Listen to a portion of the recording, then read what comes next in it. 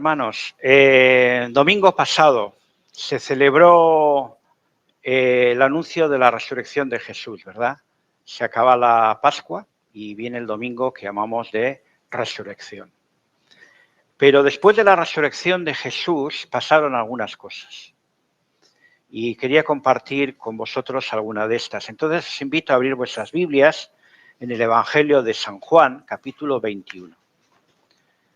En el Nuevo Testamento, Evangelio de San Juan, capítulo 21. Vamos a analizar, dependiendo del tiempo, creo que nos dé tiempo, sí, Juan 21. Vamos a analizar algunos pasajes, quizás podamos abarcar el capítulo, y creo que vendrá bien algunas reflexiones sobre este capítulo. Pero primero vamos a orar. Señor y Dios, alabado y bendito seas, Padre, por un domingo más que estamos aquí en tu presencia. Te damos gracias por el estudio de la escuela dominical, te damos gracias por la alabanza y te decimos, Señor, que queremos que tú nos hables en esta mañana. Venimos con corazones abiertos. Abre nuestra mente para que no haya distracción, abre nuestros corazones, abre nuestra vida, nuestra alma, para que tú nos digas en esta mañana no lo que queremos oír, sino lo que necesitamos oír. Te pedimos tu bendición y ayuda en el nombre de Jesús. Amén. Capítulo 21 de Juan dice los versículos del 1 al 3. Después de esto, Jesús se manifestó otra vez a sus discípulos junto al mar de Tiberias y se manifestó de esta manera. Estaban juntos Simón Pedro, Tomás llamado el Dídimo, Natanael el de Caná de Galilea, los hijos de Zebedeo y otros dos de sus discípulos. Simón Pedro les dijo, voy a pescar. Ellos le dijeron, vamos nosotros también contigo. Fueron y entraron en una barca y aquella noche no pescaron nada. Cuando vemos el contexto de este capítulo, empezando en el capítulo 19, vemos la muerte de Cristo, la crucifixión. En el capítulo 20 vemos que Jesús resucita y se aparece a algunas personas. También se aparece a Tomás, el que dice que si no ve literalmente las heridas de la cruz, no va a creer. Y en el capítulo 21 se nos dice que después de esto, es decir, después de todos estos sucesos, Jesús se manifestó. ¿Cómo se manifiesta Jesús? Jesús ya no se manifiesta con aquel cuerpo que muere. Sabemos que se manifiesta con un cuerpo glorioso, es decir, un cuerpo glorificado, un cuerpo que no es de este mundo. ¿Por qué? Porque cuando él aparece a Tomás, aparece dentro de la casa, es decir, es un cuerpo que atraviesa muros, atraviesa murallas, que no está sujeto a las leyes de la física, del tiempo y el espacio. Entonces es un cuerpo glorificado. Por eso dice aquí que se manifestó. Y es importante saber esto porque la segunda venida de Cristo ocurrirá así. Jesús volverá, pero no volverá en carne y sangre, como fue hace más de 2000 años. No volverá como un niño, no volverá como una persona que camina por la tierra, sino volverá con ese cuerpo glorificado que tiene para ir a buscar a su iglesia y juzgar al mundo. Y por eso, en otras partes, por el mismo Pedro, en Primera de Pedro, voy a leer brevemente para, si no queréis perder, ya os lo leo yo, pero podéis apuntarlo. Primera de Pedro 5:4 dice, y cuando aparezca el príncipe de los pastores, vosotros recibiréis la corona incorruptible de gloria. Entonces aquí la palabra aparición, cuando se manifieste, es refiriéndose a la segunda venida de Cristo con este cuerpo glorificado. Pero lo cierto es que dice aquí que Jesús se manifestó a sus discípulos junto al mar de Tiberias. Bueno, parece que todo lo que ocurre en la Semana Santa ocurre en Jerusalén, pero ahora ellos regresan a Galilea, regresan al mar de Tiberias, de Tiberíades o Tiberias, y este es lo mismo que el mar de Galilea. El mar de Galilea era muy conocido porque cuando leemos los evangelios, en este mar Jesús fue donde anduvo y donde Pedro quería también saltar de la barca y andar con Cristo hasta que se hunde y el Señor le tiene que rescatar. Este fue el lugar donde Jesús calmó la tempestad, fue el lugar donde ocurrió la primera multiplicación de los panes y los peces. Por lo tanto, este lago o este mar de Galilea era muy conocido para Pedro y sus discípulos. Y allí se vuelven ellos para estar juntos. Por eso dice aquí que se habían marchado de Jerusalén y regresado a Galilea. ¿Cómo marcharían ellos?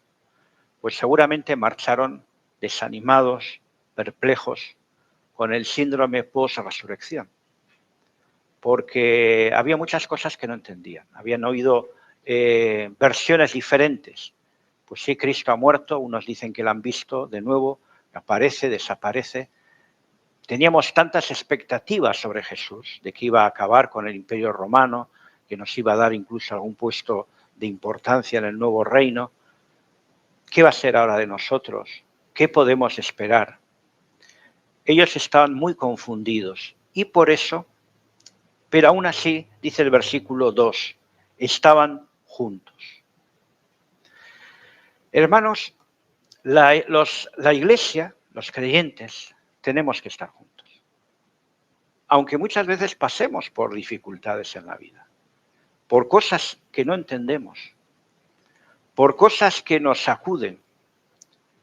No es el momento de alejarnos de la Iglesia cuando estamos con dudas o con problemas o con dificultades. Hay que seguir juntos. Ellos estaban confundidos, estaban desanimados, pero estaban juntos. Amén. Entonces en la Iglesia hay que estar juntos, para lo bueno y para lo malo. Porque claro, cuando venimos a la Iglesia y todo el mundo alaba al Señor y todo va bien y no hay problemas y no hay dificultades y nadie se sale de su sitio, pues qué fácil es, ¿verdad? Pero cuando en la Iglesia hay problemas, hermanos, también hay que seguir juntos. Como las buenas familias, ¿verdad? Familias en las etapas buenas y en las malas también están juntos. ¿Quiénes estaban juntos? Se nos dice que había 7. Judas evidentemente era el traidor y los otros no sabemos dónde estaban, pero aquí había al menos 7 que eran los siguientes. Eran, dice el versículo 2, Simón Pedro. Acordaros que Simón Pedro había negado a Jesús 3 veces y él estaba especialmente deprimido por esta situación. Estaba Tomás, llamado Dídimo. Dídimo significa mellizo, y era el que dudaba, el que decía, bueno, yo es que tengo que ver para creer. Estaba Natanael de Caná de Galilea.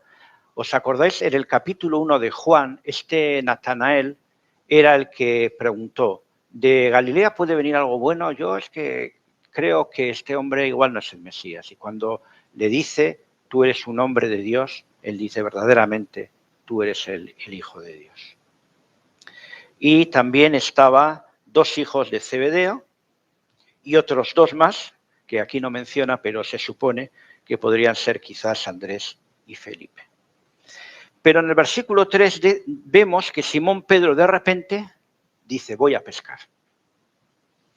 Y los demás dicen, vamos nosotros también. ¿Por qué lo harían? Bueno, puede haber varias razones. Primero, quizás querían matar el tiempo. No sabían qué hacer en ese momento porque estaban confundidos y quizás querían matar el tiempo. Mucha gente todavía hoy, como algo de ocio, como un buen relax, pues se va a pescar porque dicen que distrae mucho. Quizás también para ganarse el sustento, porque ahora que ya había pasado todo, tenían que seguir manteniendo el hogar y una forma de hacerlo era la pesca. Tal vez porque querían volver a su antigua vida. El caso es que ellos estaban desanimados y desolados. Y fijaros que dice que aquella noche fueron a pescar de noche. ¿Por qué pescaban de noche? Porque el tiempo ideal para la pesca era la noche, cuando el pescado abundaba más, y porque a la mañana lo que pescaban fresco podían venderlo en la ciudad. Pero ¿cuál fue el resultado? Dice el versículo 3, y aquella noche no pescaron nada. Para un pescador no hay nada más frustrante que no pescar ni un solo pez, sobre todo para gente que en teoría era su oficio. O sea, no eran aprendices, eran personas que sabían lo que hacían. pero no pescar nada en toda la noche era algo un poco humillante. Entonces, en los versículos 4 al 5 leemos: cuando ya iba amaneciendo, se presentó Jesús en la playa, mas los discípulos no sabían que era Jesús. Y les dijo: hijitos, ¿tenéis algo de comer? Le respondieron: no. A la pregunta de Jesús, la respuesta es un no rotundo. Y este no es una descripción de su realidad. Estaban agitados, estaban cansados, estaban hambrientos, sin recursos y encima pasando hambre. Vacíos. Y muchas veces, hermanos, nos encontramos así. ¿No es verdad? Por creyentes que seamos, por cristianos que seamos, muchas veces nos encontramos vacíos, nos encontramos cansados, nos encontramos que no vemos una salida a nuestra situación, nos encontramos desorientados. Creo que nos podemos reflejar mucho en estos creyentes, en estos discípulos y en su situación.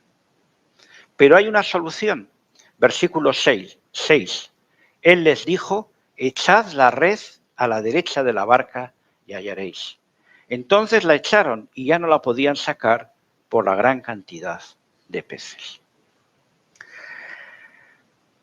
Los discípulos habían intentado hacer las cosas a su manera, sin contar con Jesús. Ahora les dice: pescad según mis instrucciones. A veces queremos hacer las cosas a nuestra manera. Podemos hacerlo, pero si fracasamos, no podemos reclamar. Solo tendremos éxito cuando hacemos las cosas según Dios y no nosotros. Cuando seguimos a Jesús, las cosas cambian. Cuando hemos sentido que hemos fracasado, nos sentimos derrotados, vencidos, sigue a Jesús. Ningún creyente que siga a Jesús ha fracasado jamás. Amén. Amén. ¿Tu vida te parece difícil, dura, sin remedio? Echa la red. No como tú quieres, sino como quiere el Señor. Porque fijaros que en el segundo episodio, cuando echan la red, el mar es el mismo, la red es la misma, los pescadores son los mismos, el barco es el mismo, pero la dirección es distinta. Ahora siguen la dirección del Señor. Cambia de dirección y ponte en las manos del Señor y Él va a obrar. Pero tienes que seguir las instrucciones de Dios. Versículo 7 dice: entonces aquel discípulo a quien Jesús amaba, aquí estamos hablando de Juan, dijo a Pedro: es el Señor. Simón Pedro, cuando oyó que era el Señor, se ciñó la ropa porque se había despojado de ella y se echó al mar. ¿Por qué de repente clama este hombre, que asumimos que era Juan, es el Señor? Porque este mismo milagro lo hizo Jesús en el pasado. Si vais a Lucas capítulo 5, versículos 4 al 7, Lucas 5, 4 al 7, dice: cuando terminó de hablar, dijo a Simón: boga mar adentro y echad vuestras redes para pescar. Respondiendo Simón le dijo: maestro, toda la noche hemos estado trabajando y nada hemos pescado, mas en tu palabra echaré la red. Y habiéndolo hecho, encerraron gran cantidad de peces y su red se rompía. Entonces hicieron señas a los compañeros que estaban en la otra barca para que viniesen a ayudarles. Y vinieron y llenaron ambas barcas de tal manera que se hundían. Entonces Juan se acuerda de que el Señor había hecho el mismo milagro. Y entonces dijo: este es el Señor. Y entonces en el versículo 8 leemos: y los otros discípulos vinieron con la barca, arrastrando la red de peces, pues no distaban de tierra, sino como 200 codos. Se piensa que esto equivalía a más o menos entre 90 y 100 metros. Vamos ahora a leer el versículo 9. Al descender a tierra, vieron brasas puestas y un pez encima de ellas y pan. Qué curioso, ¿verdad? El Señor les había preguntado: ¿tenéis algo de comer? Y ellos dijeron: no.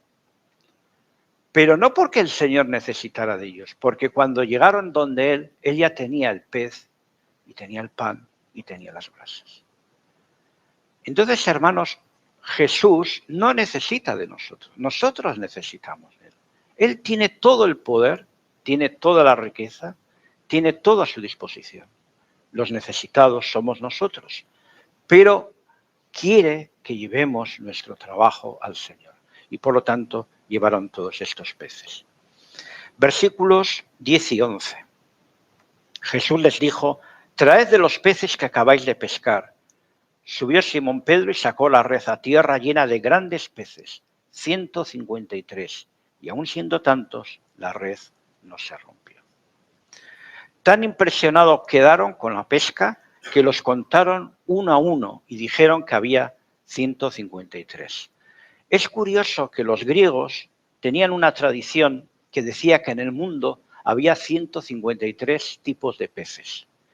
Entonces, lo que quiere decir este pasaje es que ellos iban a ser pescadores de hombres de todo tipo, en todo el mundo, grandes y pequeños. El Señor, hermanos, no da de forma mezquina, da en abundancia. La red estaba repleta, a punto de reventar. Lo que Dios hace tiene peso. Gloria a Él. Hay dos cosas, hermanos. Lo que yo hago es echar la red. Segundo, lo que Dios hace, el milagro. ¿Cómo está tu vida hoy? Es una pregunta que quiero que te hagas personalmente. Hay el peligro, como estos discípulos, de pensar en volver al pasado. Voy a hacer borrón y cuenta nueva, he vivido una experiencia interesante con Jesús, fue bueno mientras duró, pero me voy a donde yo estaba antes de ser seguidor de Jesús. Ellos querían volver al mar, lo que les era familiar y les daba confianza, pero no era donde Jesús quería que estuvieran, no era su lugar y por esto necesitaban recomenzar. Hermanos, a veces vivimos situaciones difíciles, parece que no progresamos, parece que no avanzamos, trabajamos y no vemos resultados.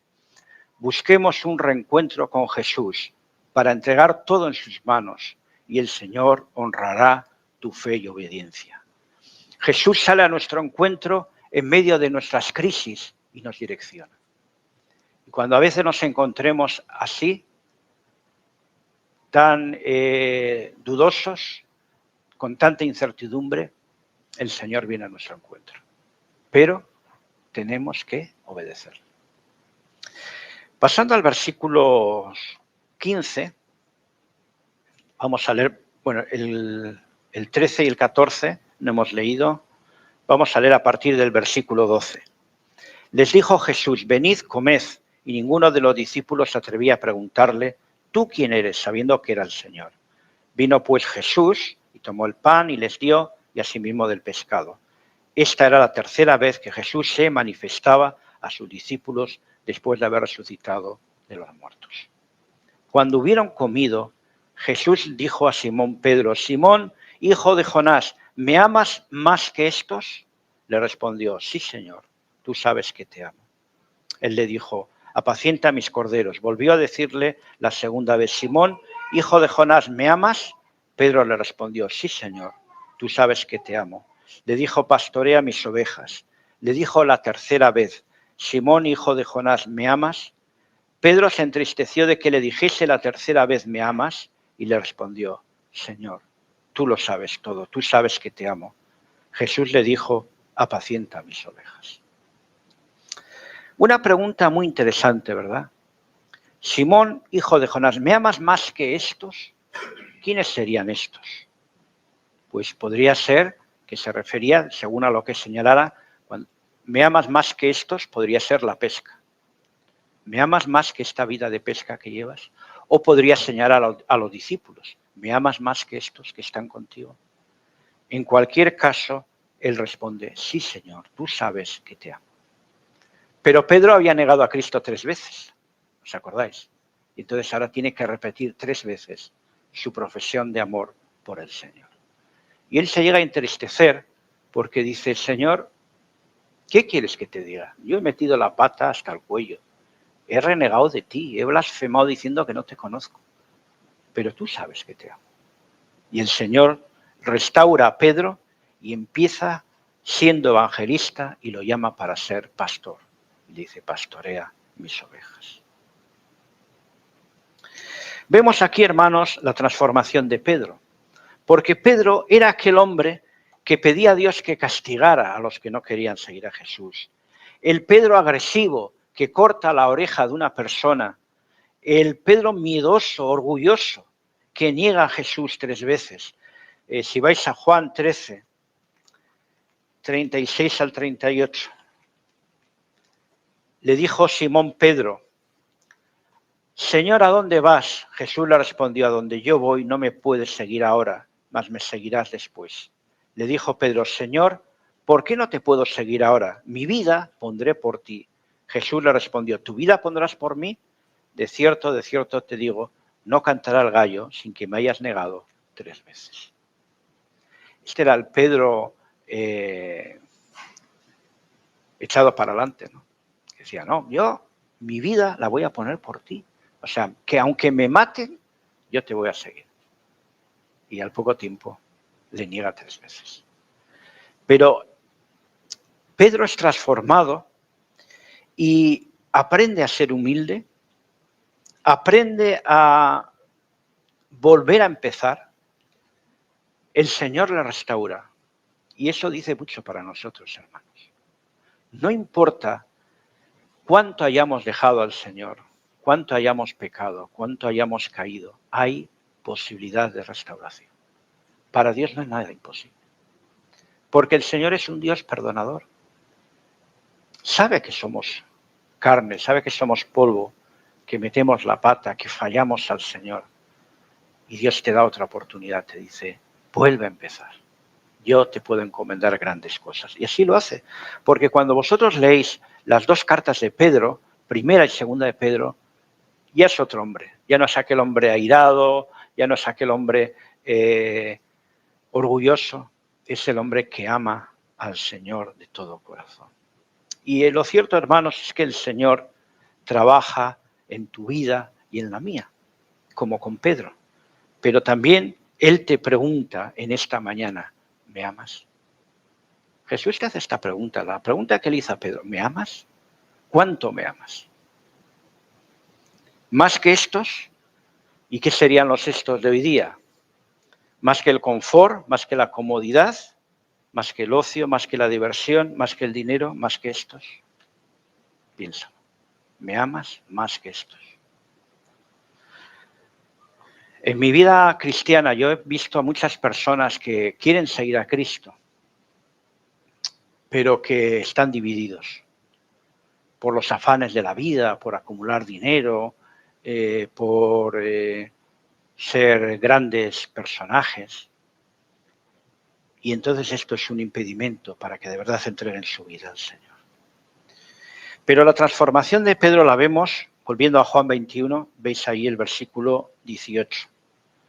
De cierto te digo, cuando eras más joven te ceñías e ibas a donde querías, mas cuando ya seas viejo, extenderás tus manos y te ceñirá otro y te llevará donde no quieras.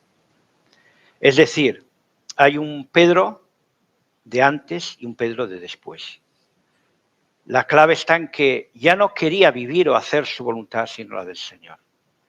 Aprende a obedecer y echar las redes, no donde él quería o le parecía bien, sino donde él quiere.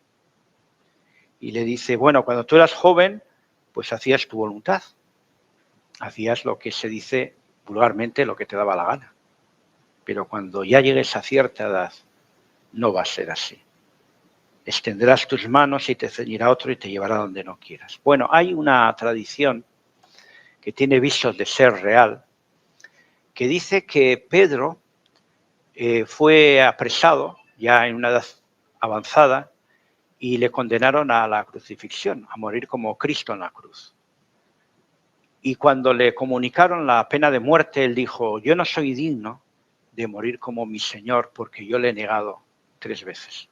Si me vais a crucificar, quiero que me crucifiquéis, pero al revés, con la cabeza hacia abajo, con los brazos extendidos. Y parece ser que así murió Pedro. Hay una película que casi todos los que somos algo más jóvenes, bueno, la echan en la tele también todavía ahora, la película está de Quo Vadis, no sé si alguien la ha visto aquí. Es una película que se basa un poco en esta tradición, aunque no está en la Biblia, pero pudo haber sido perfectamente, en la que dice que Pedro estaba evangelizando y apoyando las iglesias en Roma cuando se desata la persecución. Entonces él, para salvar su vida, se quiere marchar de Roma y se le aparece el Señor y le pregunta en latín, ¿Quo vadis? Es decir, ¿a dónde vas? Y él dice, bueno, pues yo estoy intentando salvar mi vida. El Señor le dice que tiene que volver y enfrentar la persecución con sus hermanos y fue cuando él muere. Lo cierto es que él, a partir de este momento, ya no quiere hacer su voluntad, sino la voluntad de Dios. Dice el versículo 19, esto dijo dando a entender con qué muerte había de glorificar a Dios. Y dicho esto, añadió, sígueme. Entonces, esta es lo que subraya el Evangelio de Juan en cuanto a la muerte de Pedro. Y es curioso que Pedro, de alguna forma, sabía esta muerte que le esperaba, porque cuando vamos a segunda de Pedro, capítulo 1, mirad lo que dice los versículos segunda de Pedro 1, 13 al 15. Pues tengo por justo, en tanto que estoy en este cuerpo, dice Pedro, el despertaros con amonestación, sabiendo que en breve debo abandonar el cuerpo como nuestro Señor Jesucristo me ha declarado. También yo procuraré con diligencia que después de mi partida vosotros podáis en todo momento tener memoria de estas cosas. Entonces él hace alusión de que ya el Señor le había dicho que tenía que morir una muerte de mártir. Pero el Señor añade, sígueme. Al final lo que debemos hacer, hermanos, es glorificar al Señor en la vida y en la muerte. Siempre el propósito es glorificar a Dios. Y el resumen es, sígueme. Es la invitación del Señor, sígueme. A pesar de todo, aunque sea difícil, vale la pena seguir a Jesús. Y si se nos quita el temor a la muerte, hermanos, ya nada nos podrá parar. Amén. Porque nosotros tenemos respeto por la muerte, pero no miedo, porque sabemos que el Señor nos espera. En la casa de mi Padre muchas moradas hay. Ahí vamos a tener una morada esperándonos. Versículos 20 al 22, mirad lo que dice. Volviéndose Pedro, vio que le seguía el discípulo a quien amaba Jesús. Una vez más, este es Juan. El mismo que en la cena se había recostado al lado de él y le había dicho, Señor, ¿quién es el que te ha de entregar? Cuando Pedro le vio, dijo a Jesús, Señor, ¿y qué de este? Jesús le dijo, si quiero que él quede hasta que yo venga, ¿qué a ti? Sígueme tú. Este dicho se extendió entonces entre los hermanos que aquel discípulo no moriría. Pero Jesús no le dijo que no moriría, sino si quiero que él quede hasta que yo venga, ¿qué a ti? Bueno, aquí vemos que Pedro como que no le sentó muy bien esta profecía del Señor de que iba a tener una muerte un poco peculiar y entonces pregunta cuando ve a Juan, Señor, ¿y este? ¿Y a este qué le va a pasar? ¿Por qué preguntaría esto Pedro? Bueno, pudo ser por varias razones, ¿no? Puede ser que lo haría por preocupación. Bueno, si a mí me va a ocurrir esto, ¿qué le va a ocurrir a este hombre? Podría ser también por curiosidad o por cotilleo, ¿no? Bueno, ¿y este qué va a ser de él? Pero también podría ser por celos, porque por la respuesta que le da el Señor, parece que como estaba celoso, ¿no? Era el discípulo amado, el discípulo que tanto quería el Señor, porque Él le dice, si quiero que Él quede hasta que yo venga, ¿qué a ti? Sígueme tú. Lo que hoy diríamos, ¿a ti qué te importa lo que le va a pasar a este? ¿No? Tú sígueme. Y sigue siendo una pregunta pertinente para todos los creyentes, porque muchas veces vemos en la iglesia que nos fijamos demasiado en lo que hace el de al lado, ¿verdad? Es que yo no voy a la iglesia porque fulano tampoco va. Yo no ofrendo porque la hermana tal veo que no ofrenda. ¿Y qué te va a decir el Señor? ¿Y a ti qué te importa lo que hace el de al lado. Tú sígueme. Esto sigue siendo verdad hoy día. Porque a veces, encima, nunca nos fijamos en los buenos ejemplos. Es decir, fulano, fulana, nunca falta al culto. Yo voy a hacer lo mismo que ella. No, nos fijamos en los malos ejemplos. Y esta pregunta de, ¿qué a ti? Sígueme tú. Hermanos, siempre tenemos que tener esto claro. Seguimos a Jesús. Yo os puedo fallar y os voy a fallar.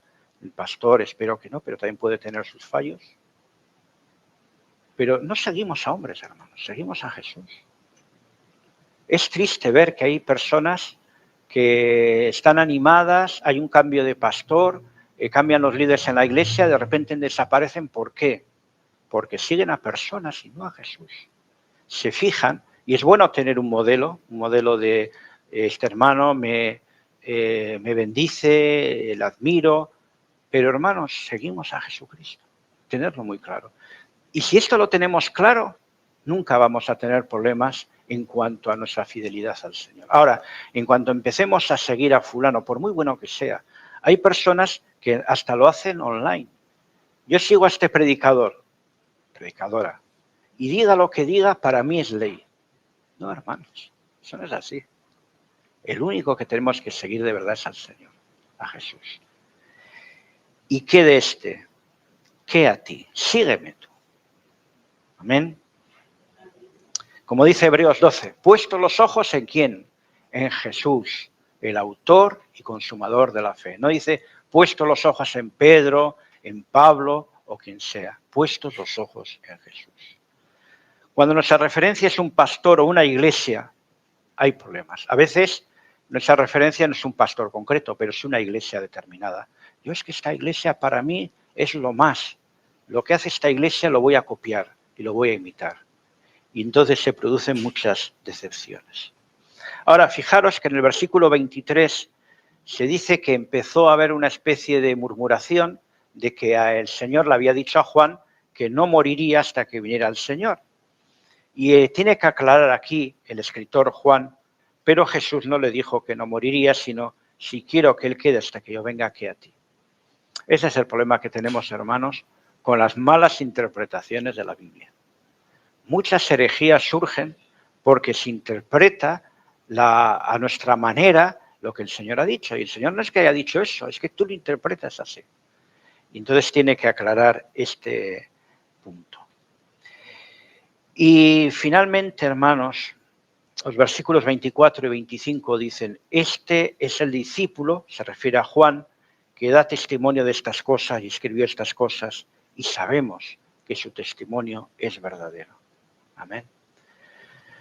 El Evangelio de Juan es un evangelio muy claro sobre qué es nuestra relación con Dios. ¿Os acordáis de memoria de Juan 3:16, verdad? O de Juan 17:3, que lo tenéis aquí. Y esta es la vida eterna, que te conozcan a ti, el único Dios verdadero, y a Jesucristo, a quien has enviado. Entonces yo te invito a que tengas claro que el Evangelio se trata de seguir a Jesús. Que seguir a Jesús no significa que siempre que las cosas no van a ir bien en la vida. Somos cristianos a pesar de las dificultades y no debemos pensar que ser cristiano es que todo nos va a ir bien siempre. Es una lucha constante por la fe. Así que te voy a pedir que cierres tus ojos en un momento en esta mañana, inclines tu cabeza y le abras tu corazón a Dios en esta mañana. Primero examínate para saber si de verdad has entregado tu vida a Cristo o simplemente eres una persona que le sigue a Jesús, pero todavía no ha tenido ese encuentro personal como Pedro. Entonces es muy sencillo, tú solo tienes que decirle a Dios, Dios mío, yo reconozco que soy un pecador y que necesito ser limpiado por la sangre de Jesucristo. Te pido en el nombre de Jesús que perdones mis pecados. Quiero entregar mi vida a ti y que el Espíritu Santo entre en mi vida. Puede ser también, hermano, amigo, que necesites restauración, que en tu vida te has alejado de Cristo, este es buen momento para también hacer una promesa de volver a Él y decir, Señor, yo quiero que tú me restaures. Estoy alejado de ti, Señor. No estoy haciendo las cosas bien en mi vida espiritual. Te pido en el nombre de Jesús que restaures mi vida y me des otra oportunidad. Esta mañana tú puedes abrirle tu corazón, Dios te oye, porque orar es hablar con Dios. Así que habla en esta mañana, conforme a tu necesidad, tu preocupación, tus angustias, y llévalas a los pies de la cruz, porque Cristo seguro te puede hacer una nueva criatura. Amén. Voy a pedir que alguien toque un poco la guitarra o el instrumento, y tenemos 10 minutos para que aquellas personas que hayan sentido que el Espíritu Santo ha tocado su vida en esta mañana puedan pedir oración y podamos interceder por ti.